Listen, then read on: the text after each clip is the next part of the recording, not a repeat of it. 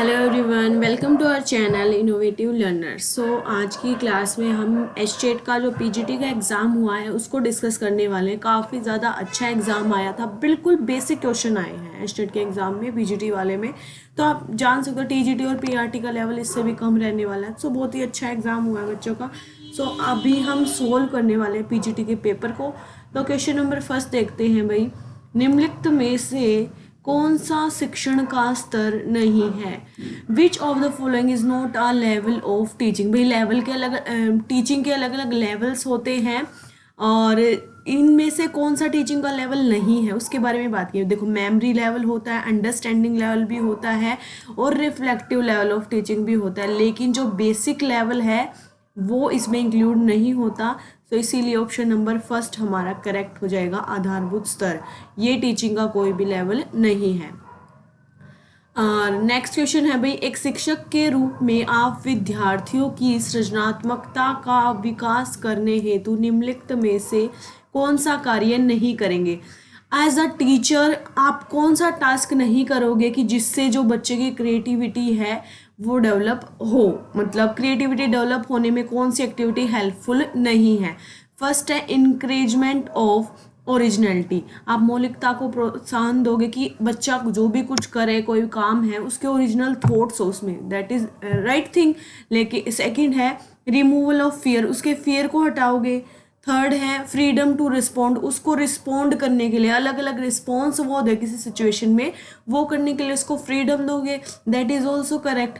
Fourth है avoidance of divergent thinking. देखो भाई, डाइवर्जेंट थिंकिंग तो अच्छी होती है क्रिएटिविटी को डेवलप करने के लिए, क्योंकि डाइवर्जेंट थिंकिंग क्या होता है, आप अलग अलग डायमेंशंस में सोचते हो, किसी भी प्रॉब्लम के अलग अलग सॉल्यूशन आप किस में सोचते हो, डाइवर्जेंट थिंकिंग के अंदर।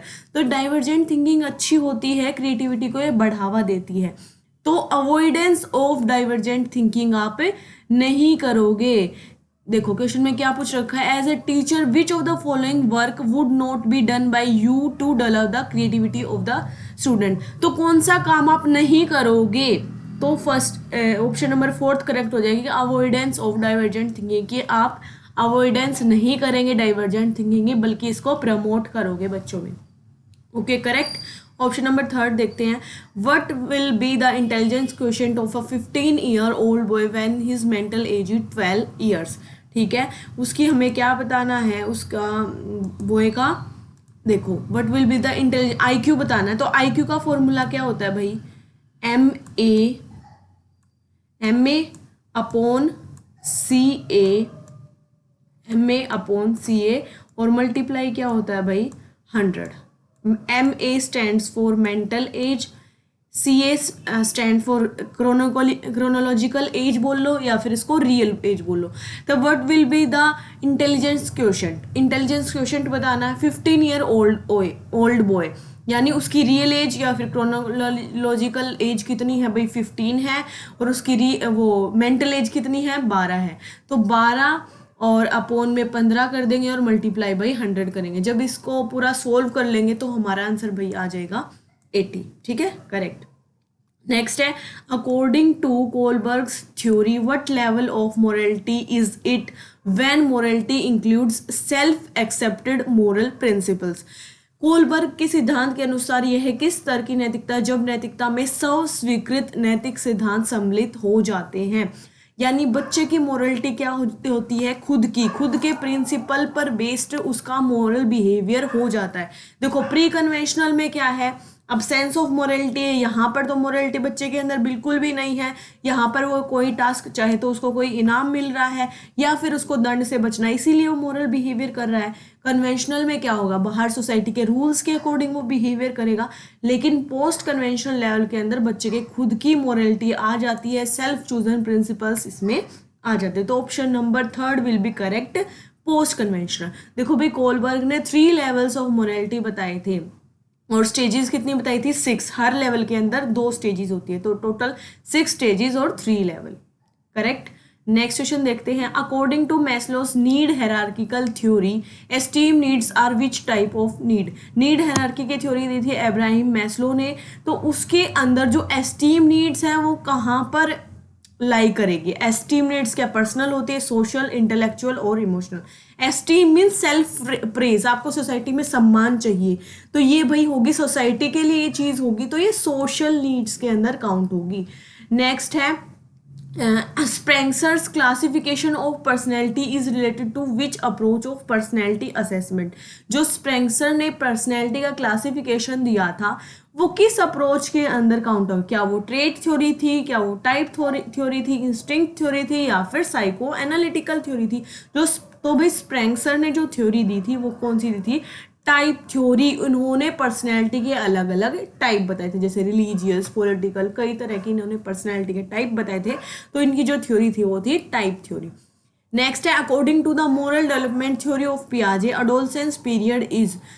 पियाजे की मोरल डेवलपमेंट थ्योरी के अकॉर्डिंग अडोलसेंस पीरियड कौन सी स्टेज के अंदर आता है। फर्स्ट है stage of moral realism, stage of morality constant, stage of heteronomous morality, stage of autonomous morality. देखो भाई पियाजे ने सबसे पहले को मोरल डेवलपमेंट की थ्योरी दी थी। इन्होंने दो टाइप की मोरलिटी भाई बताई थी, एक होती है हेट्रोनोमस मोरलिटी और एक होती है ऑटोनोमस मोरलिटी। हेट्रोनोमस होती है जब मोरलिटी के एब्सेंस हो, बाहरी एक्सटर्नल चीज़ों से आपकी मोरलिटी डिसाइड होती है, लेकिन बच्चे के अंदर खुद की मोरलिटी आ जाती है, वो होती है भाई स्टेज ऑफ ऑटोनोमस मोरलिटी, स्वायत्त नैतिकता की अवस्था।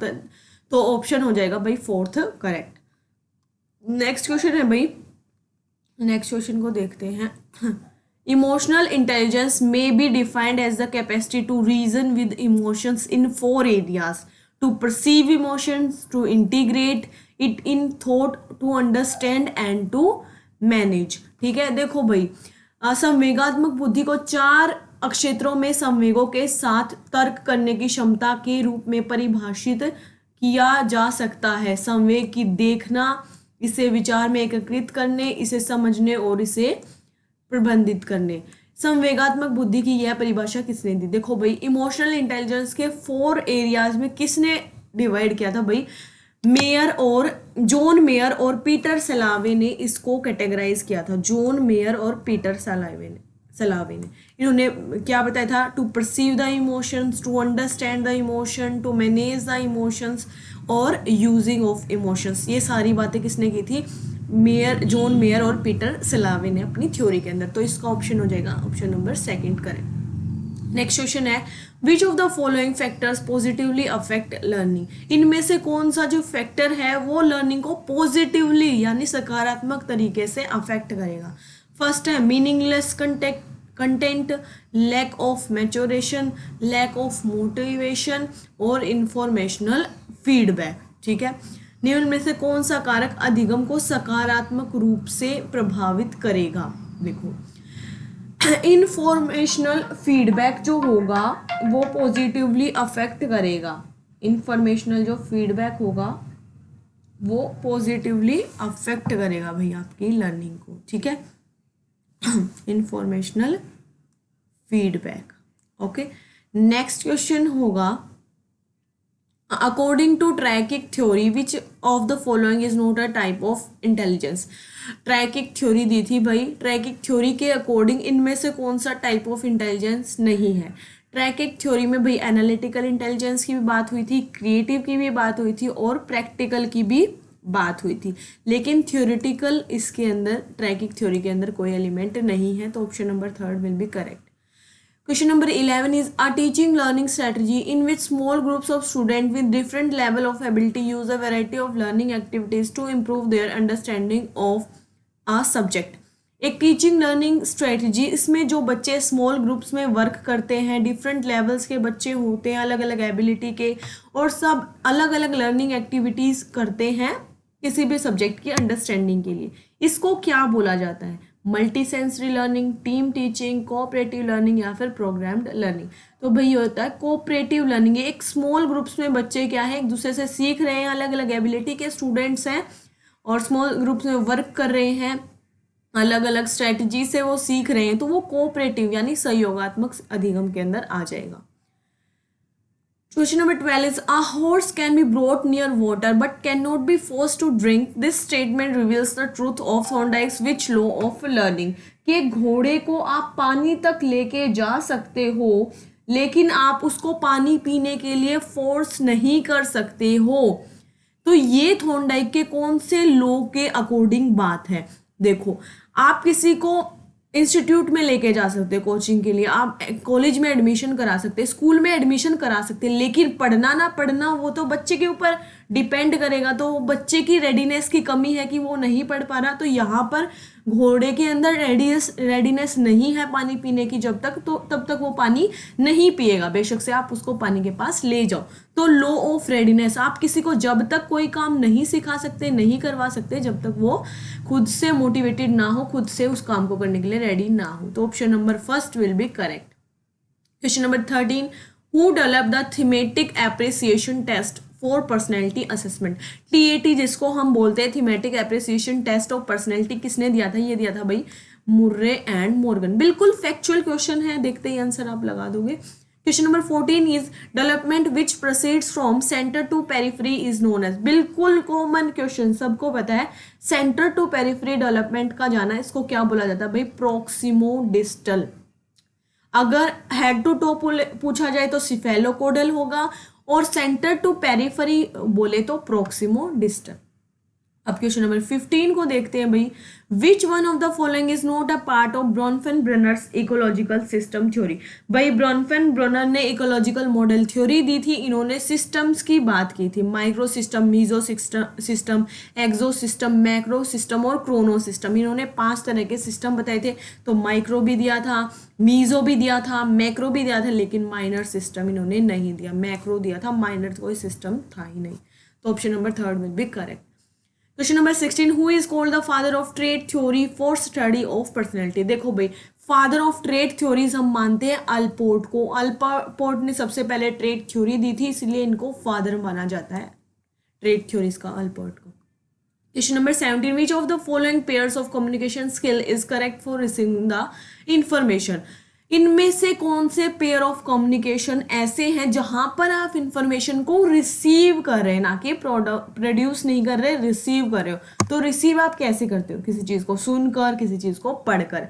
तो लिसनिंग और रीडिंग क्या है?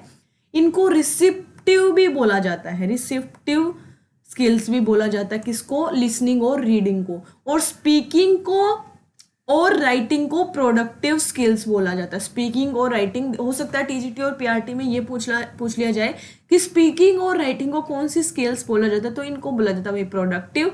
और लिसनिंग और रीडिंग क्या है? रिसिप्टिव बोल सकते हो, और या फिर रिसीविंग द इंफॉर्मेशन।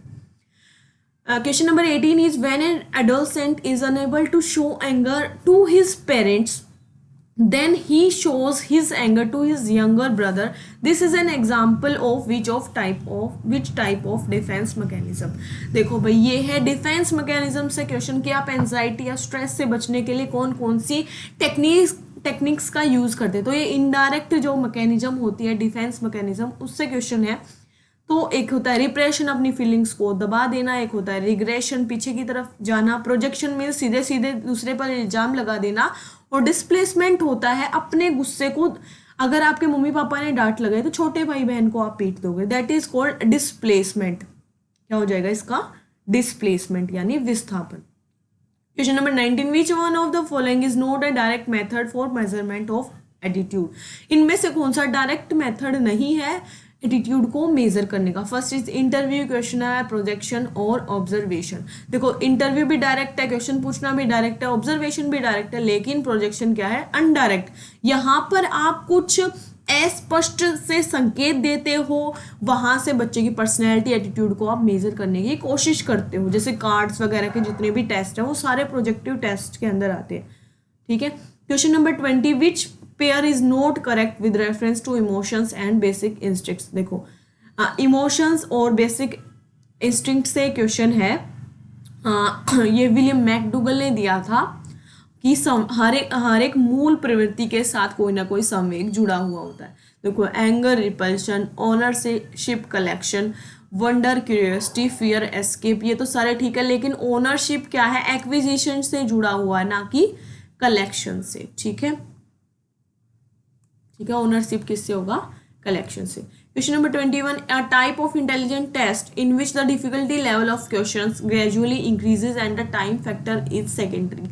यहाँ पर जो questions का difficulty level है वो बढ़ रहा है gradually, धीरे धीरे, और time factor जो है वो secondary है. तो ये होता है भाई power test. क्या आएगा? power test. Question number 22, which of the following statement is not correct with reference to individual differences? Individual differences के reference में इनमें से कौन सी statement correct नहीं है? First is no two person can be exactly alike. कोई भी दो person एक जैसे नहीं हो सकते. Right thing, हर एक किसी में भाई इंडिविजुअल डिफरेंस है तो सभी सेम नहीं हो सकते. सेकेंड इज इंडिविजुअल डिफरेंसेस में बिलोंग टू डिफरेंट एरियाज, की व्यक्तिगत विभिन्नताएं अलग अलग क्षेत्रों से संबंधित हो सकती है, कि कोई किसी एक क्षेत्र में स्पेसिफिक हो सकता है, कोई किसी में हो सकता है. थर्ड है individual differences affect different dimensions of different development. Individual differences arise only due to heredity. Third भी करेक्ट है, लेकिन ये बोल रखा है कि इंडिविजुअल डिफरेंसेस सिर्फ हेरिडिटी के कारण अराइज होते हैं, ऐसा नहीं है. क्योंकि इंडिविजुअल डिफरेंस में और भी बहुत सारे फैक्टर है जो अफेक्ट करते हैं, तो ओनली ड्यू टू हेरिडिटी बिल्कुल रॉन्ग है. क्वेश्चन नंबर 23 है which of the following is not a symptom of good mental health of student. इनमें से कौन सा ऐसा लक्षण नहीं है जो बच्चे की गुड मेंटल हेल्थ को दिखा रहा है. फर्स्ट है लिविंग इन फैंटेसी वर्ल्ड और balancing in life, knowledge of our potentials and limitation, free from undesirable worries. तीनों करेक्ट है, लेकिन फर्स्ट क्या है, काल्पनिक दुनिया में रहना, लिविंग इन फैंटेसी, ये चीज क्या है, करेक्ट नहीं है. क्या आप रियलिटी को फेस ना कर पाए और सिर्फ आप इमेजिनेशन की दुनिया में रहते हो, that is not correct, that is not a symptoms of good health.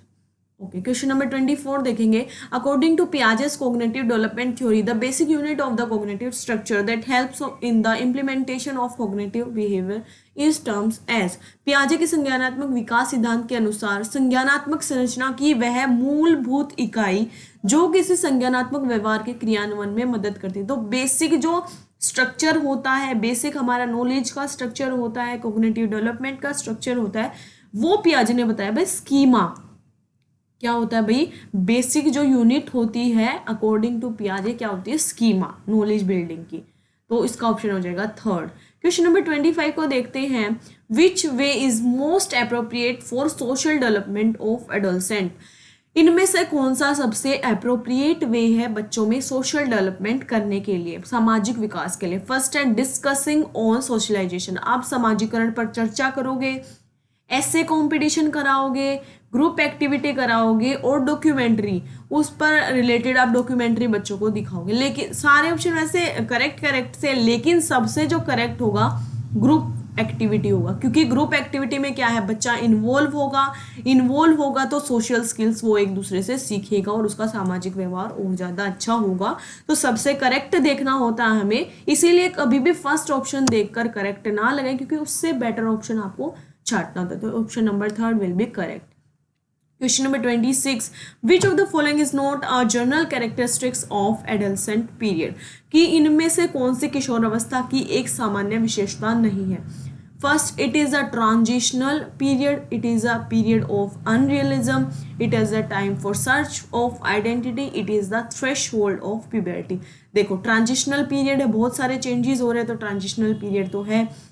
यहाँ पर बच्चे को अपनी आइडेंटिटी की चिंता होती है, सेल्फ आइडेंटिटी, मुझको प्रोफेशनल एंजाइटी हो जाती है कि मुझे लाइफ में क्या करना है, और प्यूबर्टी का थ्रेशहोल्ड है क्योंकि एक दहलीज है, इसके बाद बच्चे को प्यूबर्टी के अंदर जाना होता है. तो ये सारी चीज़ें करेक्ट है, लेकिन option number second, it is a period of unrealism, this is not correct. Question number 27, Rohit helps others to get praise, this is an example of.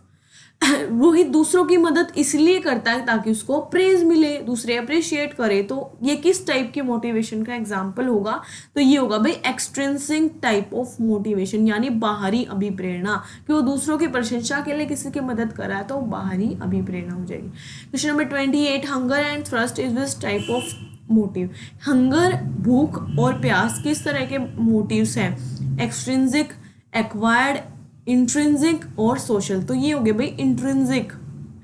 भूख और प्यास क्या है, इंट्रिंसिक मोटिव्स हैं कि सबसे पहले अपने लिए होती है भूख और प्यास। इंट्रिंसिक, ये आंतरिक रूप से बच्चा इनको कर पाने के लिए अभिप्रेरित होता है। ठीक है। Question number 29, what type of reinforcement schedule is it when reinforcement is provided to the learner only after a certain number of responses? देखो ये है टाइप आर थ्योरी से क्वेश्चन, किसकी थी वो, स्किनर की। ब्रूस फ्रेडरिक स्किनर ने theory दी थी। इन्होंने किसकी बात की थी, रेनफोर्समेंट की। इन्होंने बताया था कि सबसे बेस्ट इन्होंने शेड्यूल ऑफ रेनफोर्समेंट की बात की थी, वर्स्ट की बात की थी। तो इन्होंने दो टाइप के शेड्यूल बताए थे, एक रेशो वाला, एक इंटरवल वाला। रेशो में भी fixed ratio, interval ratio, fixed interval और वेरिएबल इंटरवल। तो अगर आप फिक्स्ड टाइम के बाद when reinforcement is provided to the learner only after a certain number of responses, यानी फिक्स एक रेशो कर दिया कि इतने नंबर ऑफ रिस्पॉन्सेज के बाद आप कोई भी रेनफोर्समेंट प्रोवाइड करा रहे हो तो वो फिक्स रेशो के अंदर आ जाएगा। अगर फिक्स टाइम के बाद होता तो वो क्या आ जाता भाई, फिक्स्ड इंटरवल के अंदर। आप सर्टेन नंबर ऑफ अटेम्प्ट्स यानी अमाउंट की बात कर रहे हो तो ये आ जाएगा भाई फिक्स्ड रेशियो के अंदर। Question number 30 is which of the following task is not related to Baqer Mehdi's test of creativity. Baqer Mehdi ने भाई क्रिएटिविटी का टेस्ट डिजाइन किया था, तो इसमें से कौन सा टास्क बाकर मेहंदी के टेस्ट ऑफ क्रिएटिविटी से रिलेटेड नहीं है। फर्स्ट है unusual uses test, new relation between pair related task, product improvement related task और ask and guess related task. ये ask and guess related task Baqer Mehdi वाले टेस्ट के अंदर नहीं थे, तो option number 4 will be correct for this question. I hope पूरा paper आपको अच्छे से समझ आया होगा। अब जब टीजीटी और पीआरटी का पेपर आएगा तो उसको भी हम डिस्कस करेंगे। सो मिलते हैं नेक्स्ट वीडियो में, तब तक के लिए थैंक यू सो मच। अगर चैनल को सब्सक्राइब नहीं किया तो भाई सब्सक्राइब भी कर लेना और बेल आइकन को भी ऑन कर लेना। Thank you, bye bye.